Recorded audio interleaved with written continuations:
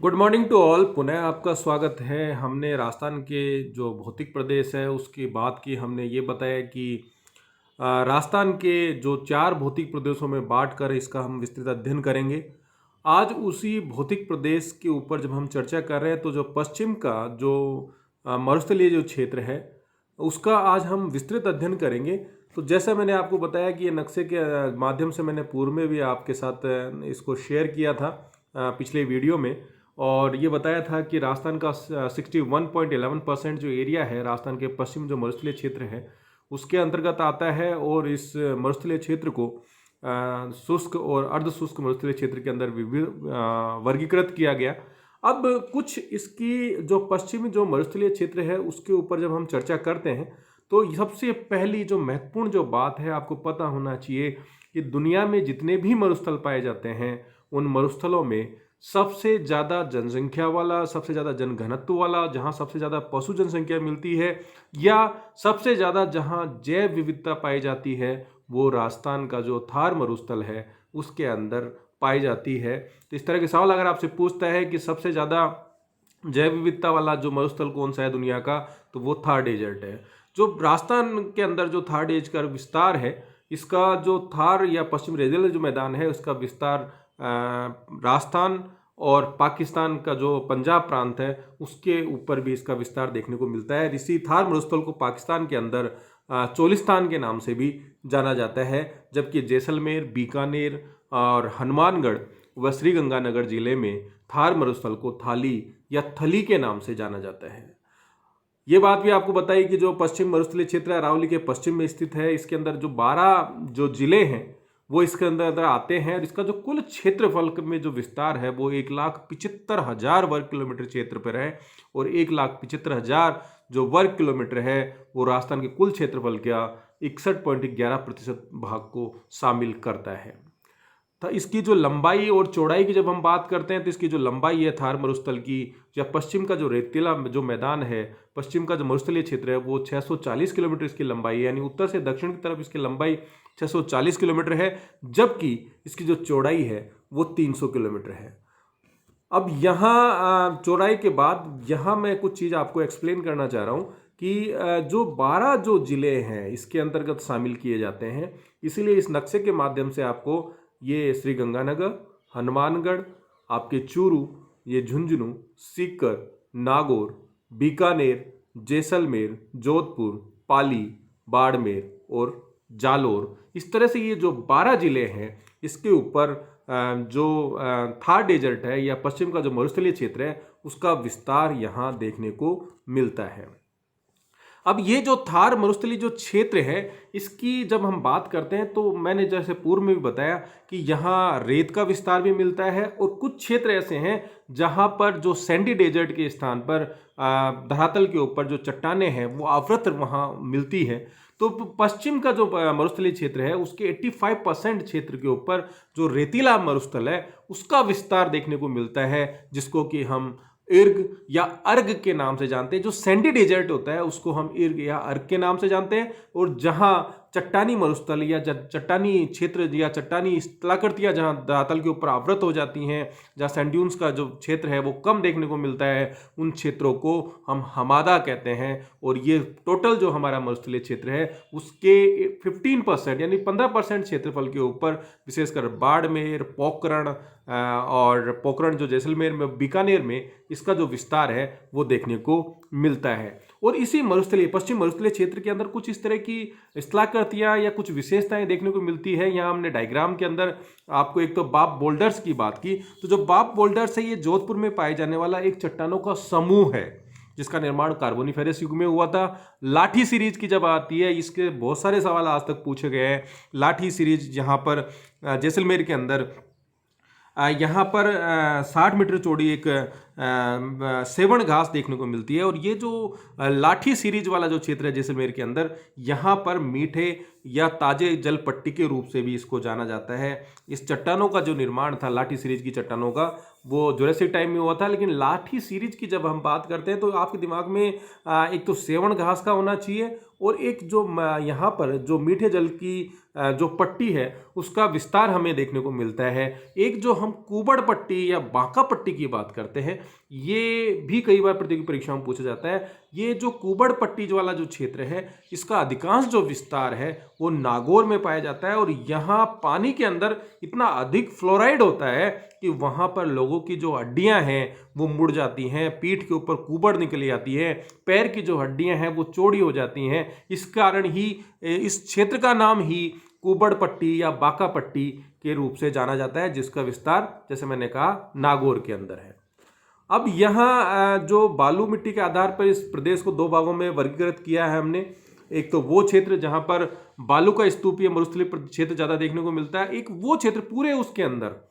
कि बालू का स्तूप मुक्त प्रदेश, जहाँ पर बालू का स्तूप जो होते हैं उनका विस्तार कम देखने को मिलता है, जहाँ पर अवसादी या परतारी चट्टानों की अधिकता देखने को मिलती है। तो बालू का स्तूप जो पूरे पश्चिम मरुस्थलीय क्षेत्र है उसके ऊपर लगभग 60% क्षेत्र के अंदर हमें बालू का अनाच्छादित देखने को, मतलब जो सैंड्स के जो टीले होते हैं वो देखने को मिलते हैं, जबकि 40% जो एरिया होता है वहाँ पर अवसादी या परतदारी जो चट्टानें वो दृष्टिगत होती है। विशेषकर जो तहसीलों की बात करें, फलौदी, मौनगढ़, पोखरण का जो एरिया है वहाँ पर इस तरह के बालू का स्तूप जो मुक्त प्रदेश है वो हमें देखने को मिलता है।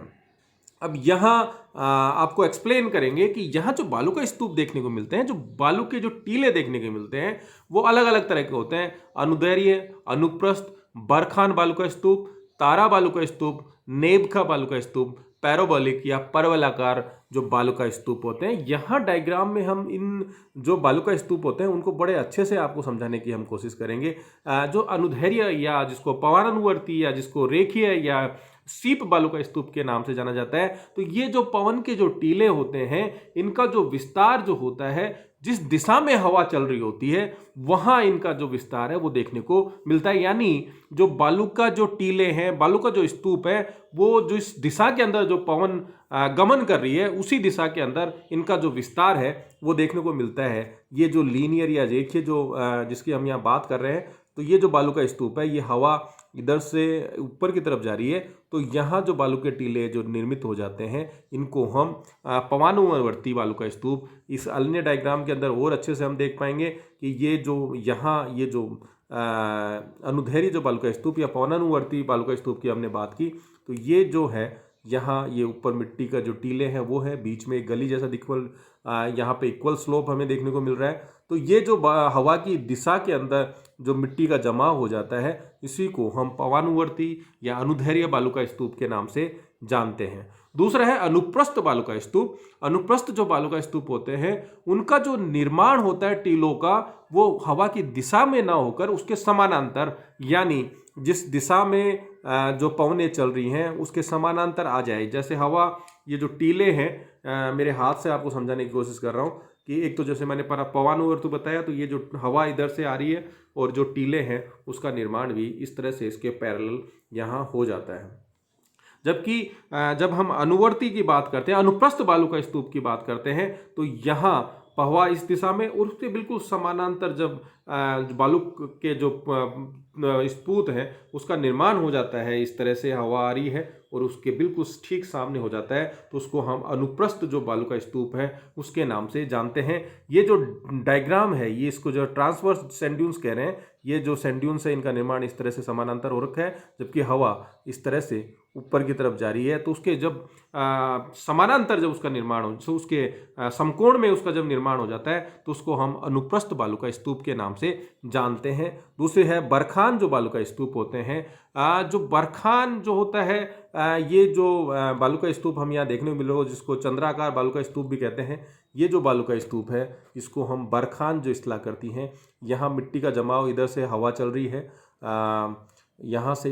इधर उत्तर पूर्व की तरफ, और यहाँ बालू का निर्माण हो जाता है। इसका जो दूसरा जो पार्ट है, यानी कि जो बालू का जो टीला बन गया उसको दूसरी तरफ पार्ट है, वहाँ पर ढाल अधिक होता है, स्टीप स्लोप होता है, जबकि यहाँ पर जो ढाल होता है वो कम होता है। ये एक अर्धचंद्राकार बरखान के रूप में जो बालू का स्तूप का निर्माण होता है उसको हम बरखान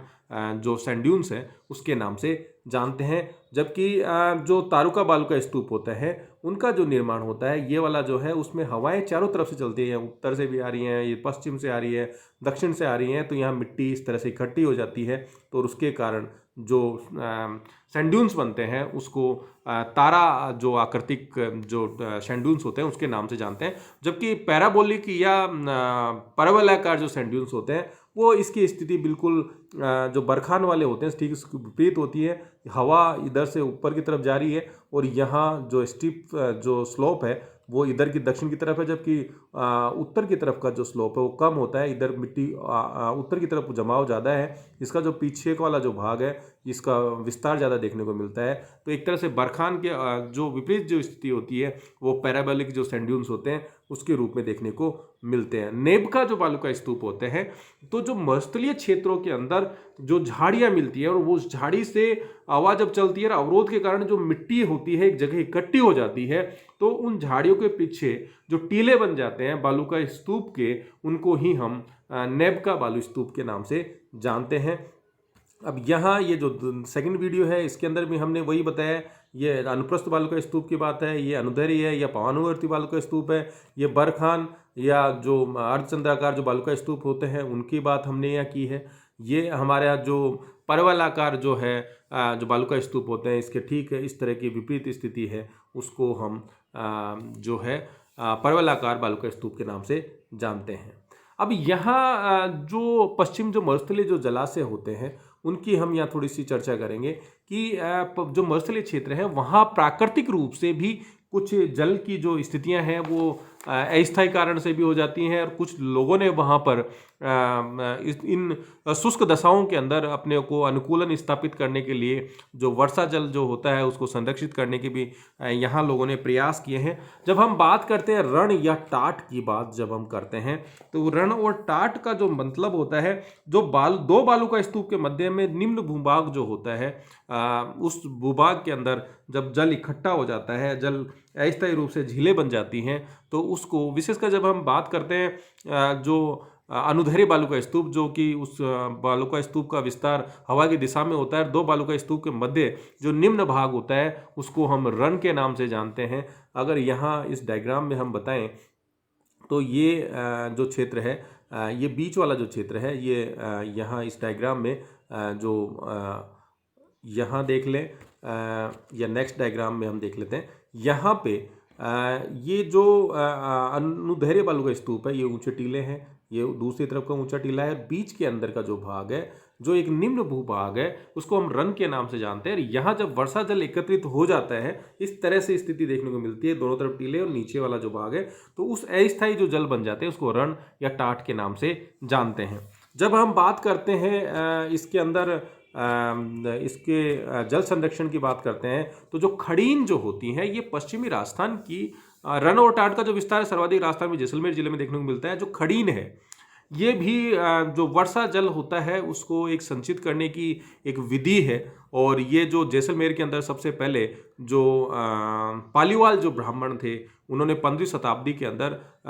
पानी को रोककर उसको संग्रहित करने का प्रयास किया था। और इस स्लाइड के अंदर हमने यही बताया कि ये जल संरक्षण की एक पारंपरिक तकनीक है। 15वीं शताब्दी में पालीवाल, इसका डिजाइन इस तरह से होता है कि दो तरफ से ऊंचे उठे हुए भाग होते हैं, मिट्टी की दीवार होती है और सामने वाले भाग में एक पक्की एक तरह से जिस तरह से आजकल एनीकट हम जो बना रहे हैं तो उस तरह से ही जो खड़ीन थी उनके अंदर जो जल संरक्षण जैसलमेर के अंदर किया जाता था। और इसी तरह की प्रणाली जो इराक के अंदर उर नाम से भी जानी जाती थी, तो उससे मिलता जुलता उर जो है एक तरह से उसके समान ही राजस्थान के अंदर जो खड़ीन जो जल संरक्षण की जो तकनीक है उसका विकास हुआ। अब प्लाया और बालसन की जब हम बात करते हैं तो ये हम जब भौतिक भूगोल पढ़ेंगे तब भी आपको समझाएंगे। तो जो उच्च भागों के तरफ जब ये मान लो कोई ऊपर उठा हुआ भाग है नीचे की तरफ जा रहे हैं तो यहाँ एक निम्न भाग है, यहाँ से जो वर्षा जल जो होता है वो नीचे की तरफ आकर संग्रहित हो जाता है। इस डायग्राम में हमने ये बताया कि ये सैंड ड्यून्स है, ये अर्धचंद्राकार जिसको हम देख रहे हैं बरखान तरह के, और यहाँ जब पानी इकट्ठा हो जाता है उसको हम प्लाया झील के नाम से जाना जाता है। और इसको ऊपर का जो भाग होता है उसको ड्राइड लेक पेड़ कहते हैं, और प्लाया का जो ऊपर का जो भाग होता है उसी को हम बालसन के नाम से भी जानते हैं। तो ये एक मरुस्थलीय क्षेत्रों के अंदर प्राकृतिक रूप से जो जल संरक्षित हो जाता है उसको प्लाया का नाम से इस तरह से इस डायग्राम में हमने आपको एक्सप्लेन किया है। अब यहाँ ये बात भी आप लोगों से हमने की थी कि जो 25 सेंटीमीटर की जो वर्षा रेखा होती है वो पश्चिम का जो मरुस्थलीय जो क्षेत्र है उसको दो भागों में डिवाइड करती है, एक तो शुष्क प्रदेश और दूसरा होता है अर्ध शुष्क प्रदेश। और शुष्क प्रदेश वह क्षेत्र होता है जहां 25 सेंटीमीटर से कम वर्षा होती है। अगर इसके विस्तार की बात करें शुष्क क्षेत्र के, तो ये संपूर्ण बीकानेर में, जैसलमेर में इसका विस्तार देखने को मिलता है, चूरू के आधे भाग में, बाड़मेर के आधे भाग में, और जोधपुर के 2/3 भाग में, नागौर के 1/3 भाग में। और यहाँ जो वनस्पति शुष्क क्षेत्रों में देखने को मिलती है उसको हम मरोदभिद वनस्पति कहते हैं, जिसको जीरोफाइट वेजिटेशन बोलते हैं। और ये जीरो टाइप वेजिटेशन की जो विशेषता है, हम बार बार आप लोगों को बताते हैं कि यहाँ जो पेड़ होते हैं उनकी जो जड़ें होती हैं बहुत गहराई तक होती हैं, क्योंकि उसको आर्द्रता को ग्रहण करने के लिए, वहाँ शुष्क दशाओं में सर्वाइव रहने के लिए उनको पानी बहुत नीचे से उसको पोषण करना पड़ता है। दूसरी बात, यहाँ जो पेड़ों के जो तने होते हैं वो गूदेदार होते हैं, जिससे कि उस ड्राई स्थिति के अंदर जो पेड़ होते हैं वो जल को संरक्षित रख सकें। जब अर्ध शुष्क की बात करते हैं तो ये वह क्षेत्र होता है जो 25 से 50 सेंटीमीटर वर्षा के मध्य के अंदर आता है। और आपको बताया था कि इसकी स्थिति जो है अरावली के पश्चिम और 25 सेंटीमीटर की जो वर्षा रेखा होती है उसके पूर्व के मध्य के अंदर ये हमें देखने को मिलता है। और इसको भी अर्धशुष्क जो क्षेत्र है उसको भी हम 4 भागों में बांटकर उसका अध्ययन करते हैं। गग्गर का मैदानी क्षेत्र, शेखावटी का अंतः प्रवाही यानी कि यहाँ पर इनलैंड ड्रेनेज सिस्टम देखने को मिलता है। यहाँ पर जो नदियाँ होती हैं या जल स्रोत जो होते हैं उनका जल इस किसी भी बड़े जल स्रोत में जाके या बड़ी नदी में जाकर नहीं मिलता, जो कि अरब सागर या बंगाली खाड़ी में जाकर गिरती है, यानी धरातल से उनकी उत्पत्ति होती है और वहीं धरातल के ऊपर वो नदियां समाप्त हो जाती है। उनको इनलैंड ड्रेनेज पैटर्न के नाम से, सिस्टम के नाम से जाना जाता है। नागौर की जो उच्च भूमि है और लूनी नदी की जो बेसिन है वो इस अर्धशुष्क भागों को 4 भागों में बांटा हमने। अब यहाँ फिर इसी नक्शे में हम इसको दिखा रहे हैं कि गंगानगर और हनुमानगढ़ के अंदर गग्गर के मैदान का, और शेखावटी क्षेत्र के अंदर हमने आपसे पहले बात की चूरू, झुंझुनू, सीकर के ऊपर। नागौर के अंदर नागौर उच्च भूमि का विस्तार मिलता है, जबकि लूनी जो बेसिन है उसका विस्तार ये जोधपुर के पूर्वी भाग के अंदर, पाली के अंदर, बाड़मेर के पूर्वी भाग के अंदर, जालोर के अंदर, और सिरोही का उत्तरी जो भाग है वहाँ लूनी नदी की जो उत्पत्ति होती है वो नागपाड़ से, अजमेर से होती है। तो इस तरह से ये जो अर्धशुष्क क्षेत्र है उसके वो 4 भागों में बांटकर उसकी हमने यहाँ पर बात की। अगले वीडियो के अंदर जो अर्धशुष्क क्षेत्र है जिनको 4 भागों में हमने गग्गर, शेखावटी, नागौर उच्च भूमि और लूनी बेसिन में बांटा है उसकी हम और विस्तृत चर्चा करेंगे। हम वीडियोज जो हैं आपको छोटे इसलिए बना रहे हैं जिनको आप देख पाएँ, लर्न कर पाएँ। इस मैप से उन चीज़ों को आप देखेंगे तो आपको बड़े अच्छे से चीज़ें याद होंगी। तो आप इन वीडियोज़ को लाइक कीजिए, सब्सक्राइब कीजिए, आप शेयर भी कीजिए, जिससे अधिकांश, ऐसा कोई बाउंडेशन नहीं है कि प्राइवेट स्टूडेंट भी कोई आपका ज्योग्राफी का है तो उसको भी आप कहिए कि इसको सब्सक्राइब कर ले, वो इस वीडियोज़ को देखे, और आपको इससे निश्चित रूप से अच्छी जानकारियाँ हम आपको प्रोवाइड करवाने की कोशिश करेंगे। लेकिन आप उन वीडियोज़ को जब तक देखेंगे नहीं तो हमको नहीं लगता कि आप उसमें इंटरेस्ट ले रहे हैं। और जब आप इंटरेस्ट लेंगे तो हमारे वीडियोज़ की क्वालिटी, हमारे कंटेंट्स की क्वालिटी जो होती है उसमें भी आपको काफ़ी सुधार देखने को मिलेगा। धन्यवाद।